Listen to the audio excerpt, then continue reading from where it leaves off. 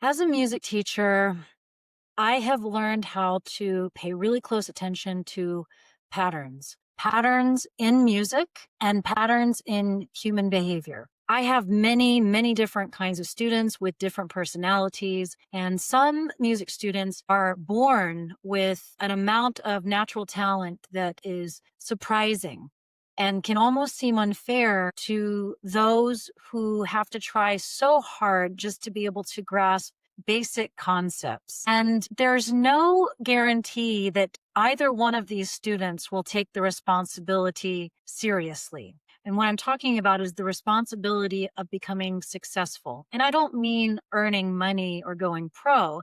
What I mean by successful is just accomplishing a certain type of next level achievement, being able to play music or sing music that was difficult for them 5 months ago. See, whenever you work towards anything, whether it's learning how to play the piano, develop good singing technique, or heal something very difficult and challenging, it takes consistent practice and discipline. Singing, playing an instrument, healing, these are not goals for the lazy or the weak. And this can be very frustrating for people because everybody wants to just wake up and be able to play the piano beautifully. They dream of going home at night and playing gorgeous Beethoven sonatas with very little effort. But that's just not how it works. And the same is true for vocal practice. For vocal practice, it can be extremely frustrating because everybody hears really good singers and they think that they were just born that way. They just woke up like that. And that's simply not true. Everybody's voice is affected by whatever is going on in their body.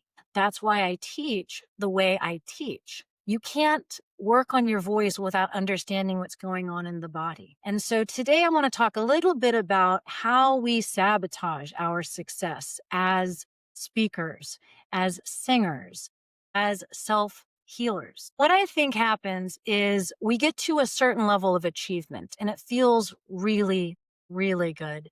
Maybe you all of a sudden reach that pitch that was very difficult for you several months ago. Or maybe you give a presentation at work and it goes so well and everybody compliments you about what a natural you are. I think it's hilarious whenever people say things like, "You're such a natural," because if only they knew how hard you worked to be able to do what you did, that's when the fear sets in. That's when the feeling of, no, this takes responsibility sets in. And so I think what happens when people subconsciously sabotage their success, it's not like they're trying to sabotage it. It's not that they're trying to make things difficult. It's that they didn't realize how much responsibility it was going to be. See, with success comes responsibility. Because once people begin to see you in a certain way, they expect you to be like that consistently. Once they know you're capable of speaking in front of a crowd and making them laugh or making them understand difficult concepts, they're going to want you to do it over and over and over again. The same is true for people who love to sing. Let's say you normally have terrible stage fright, but you spent weeks preparing for this one performance. Weeks. You're freaking out before you go on stage, but you get through it. And not only do you get through it, but you do an amazing job. And everybody hears what a beautiful voice you have. And you feel that glow and that excitement of all that recognition. But then the next day when you wake up, you realize, oh no, I have to do it again because now everybody knows what I'm capable of. And I think that that's one of the reasons why we subconsciously sabotage our success. And I know that that's not a nice thing to hear.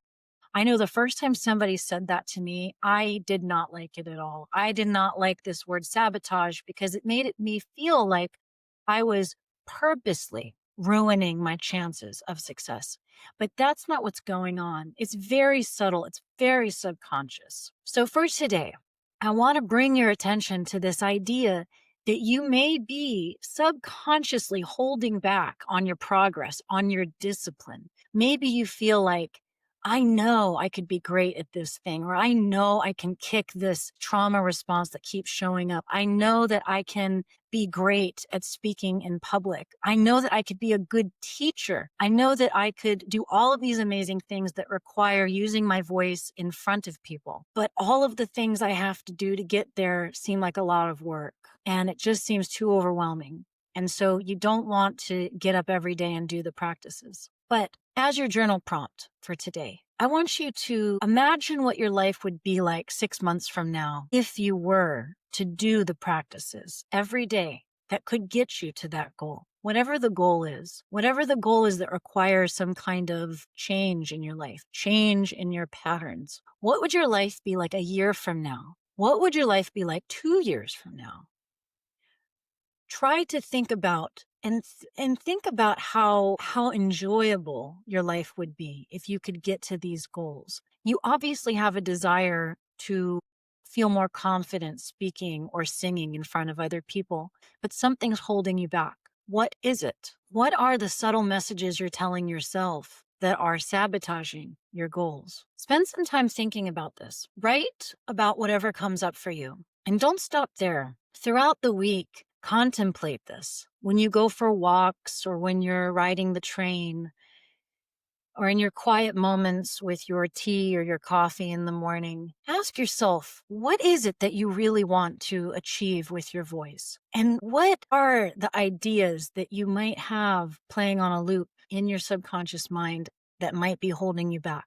And how can you change the way those play out? How can you stop that? How can you get yourself up every day to do this practices that will lead to more confidence, better vocal tone, more courage? Think about that. And then if you want to share something, share it in the comments. These comments really help a lot of people. I really appreciate everybody who shares each time I post one of these videos. And in the meantime, you can download my guide to healing trauma through the body, the voice, and nutrition. And soon I'm going to be opening up a membership community where we will have live practice sessions together. There will be opportunities for sharing your voice with others. It's going to be a safe space where you can get used to the idea of using your voice in public. It's going to be awesome. We're going to have a lot of fun together. It's going to be powerful. It's going to be a great way for you to heal whatever it is that's blocking your voice. So please sign up for the wait list. I'll put that link in the description below. And as always, I want you to please remember, keep going, because the world desperately needs your unique and creative voice. I'll see you in the next one.